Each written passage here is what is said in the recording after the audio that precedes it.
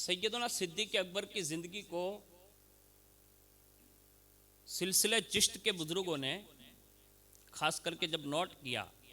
اور ہشت بہشت جو مجموعہ ہے اس کو آپ اٹھا کر دیکھ لیں، اس میں سیدنا صدیق اکبر رضی اللہ تعالیٰ عنہ کے حوالے سے یہ بات نقل ہے، اور اس کو خواجہ نظام الدین اولیاء رحمۃ اللہ تعالیٰ علیہ نے اپنے ملفوظات میں ارشاد فرمایا ہے۔ اور جب سے یہ میں نے پڑھا ہے، یعنی یہ قول پڑھا، تب سے میرے دل میں بھی یہ بات ہے، اور کوشش یہ کرتا ہوں،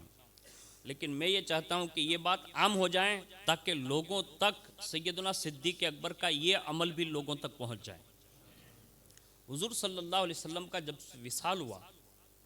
اب جو ایک لمحے کے لیے بھی دور ہونا پسند نہ کرتے ہو، صحابہ کی تو شان یہ رہی ہے، ایک لمحے کے لیے بھی دور رہنا پسند نہیں کرتے تھے، حالانکہ کچھ مجبوریاں رہی، کام پر جاتے تھے، لیکن وہ ہر وقت دل میں محبوب کی یاد، اور جیسے تڑپ جاتے تو حضور کی بارگاہ میں پہنچ جاتے۔ اب یہ دور جو ہم گزر رہے ہیں، پوری کائنات یہ طاقت ملا کر کھڑی ہے کہ اس امت کو رسول اللہ سے دور کر دیا جائے، یہ پوری دنیا کی طاقت لگی ہوئی ہے، اور دشمن اتنا زور لگا رہا ہے، اتنا زور لگا رہا ہے کہ شاید ہم نے کبھی خوابوں میں بھی نہیں سنا تھا، اس سے بھی بڑی قوتیں اس معاملے میں کام کر رہی ہے کہ یہ مسلمان جو ٹوپی داڑھی کرتے والے لوگ ہیں، ان کے سینے سے حضور کی محبت کو جلدی سے نکالنے کے پلاننگ بناؤ، اور یہ صدیوں سے بنا رہے ہیں۔ لیکن واہ سیدنا صدیق اکبر، آپ نے وہ نسخہ عطا فرمایا کہ اگر یہ امت آج بھی اس پر عامل ہو جائے تو ممکن ہے، اللہ سے امید کی جا سکتی ہے کہ یہ شرف جو ہے صدیق اکبر کا خاصہ ہے، لیکن ان کے خاصے میں سے اگر اللہ کرے کسی کو نصیب ہو جائے۔ اب وہ خاصہ کیا تھا وہ سنیے۔ صدیق اکبر رضی اللہ تعالیٰ عنہ جیتے جی تو حضور سے قریب رہے ہی، بعد وصال بھی آج بھی قریب ہے۔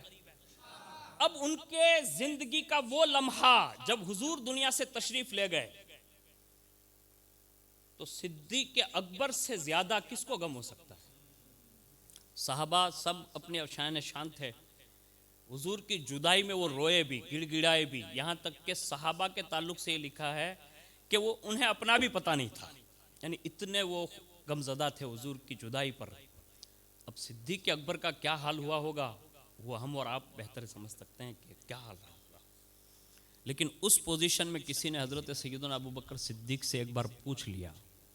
جو میں اصل بات بتانے جا رہا ہوں، جس کو خواجہ نظام الدین اولیاء نے لکھا ہے، فرماتے ہیں کہ کسی نے پوچھا کہ ابو بکر،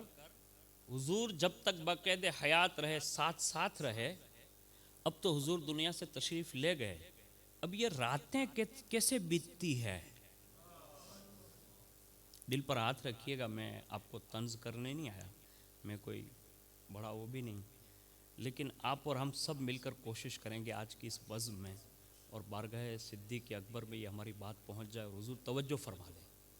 ہماری راتیں اس وقت بڑی تیزی کے ساتھ فضول جا رہی ہے، اور اتنی بڑی تیزی کے ساتھ یہ حملہ ہماری امت پر ہوا کہ ہم اس کا کبھی خواب بھی دیکھے نہیں تھے۔ لیکن صدیق اکبر سے جب پوچھا نے کہ حضور کے وصال کے بعد آپ کی پوزیشن کیا رہی، یعنی حضور کو آپ دیکھ نہیں پاتے ہیں بظاہر پردے میں، کیا جواب دیا؟ اللہ اکبر۔ فرماتے ہیں میری کوئی رات ایسی بیتی ہی نہیں جس میں نے حضور کو دیکھا نہ ہو۔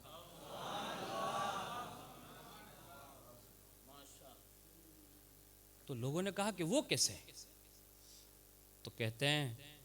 کہا جیسے حضور کا وصال ہوا اسی شب سے میں نے سورہ مزمل پڑھنا شروع کیا، اور میں سورہ مزمل پڑھتا اسی رات میں رسول اللہ کا دیدار کر لیتا تھا۔ اب سے میں امید کر سکتا ہوں، میں کوئی عامل نہیں ہوں، لیکن ایک پیغام دے رہا ہوں، قرآن سے جوڑنے کا یہ طریقہ بھی یہی ہے۔ اس سورت کی فضیلت خواجہ نظام الدین اولیاء نے 2.5 صفحے میں بیان فرمائی ہے۔ اب خواجہ نظام الدین اولیاء کسی مسجد کے امام صاحب کا نام نہیں ہے، ایک کائنات کا وہ مرد قلندر ہے کہ جو اپنے زمانے میں فقیہ بھی ہے، محدث بھی ہے، مفسر بھی ہے، اور سب سے زیادہ اولیاء کی لسٹ میں ان کی ایک خصوصیت یہ ہے کہ جہاں اور سارے محبوب بھی ہوئے، ان محبوبوں میں اگر محبوب الہی کسی کو کہا جاتا ہے تو وہ نظام الدین اولیاء سرکار کو کہا جاتا ہے۔ اور ایک بات خوبی کی بتاؤں، سب کو ولی کہا جاتا ہے، سب کو ولی کہا جاتا ہے، لیکن پوری ولایت کی دنیا میں اگر اولیاء کسی لفظ کے ساتھ جوائنٹ ہے کسی کے نام کے ساتھ تو وہ واحد نظام الدین اولیاء ہے، یعنی وہ اس شان کے مالک ہیں۔ اب انہوں نے یہ بات لکھی ہے، اب ہمیں اور آپ کو چاہیے کہ ہم زندگی میں یہ کوشش ضرور کریں گے کہ جشن صدیق اکبر میں آئے ہیں تو کم از کم رات میں مغرب کی نماز کے بعد یا عشاء کی نماز کے بعد یا جب بھی آپ کو رات میں موقع ملے ایک بار سورہ مزمل ضرور پڑھیں گے۔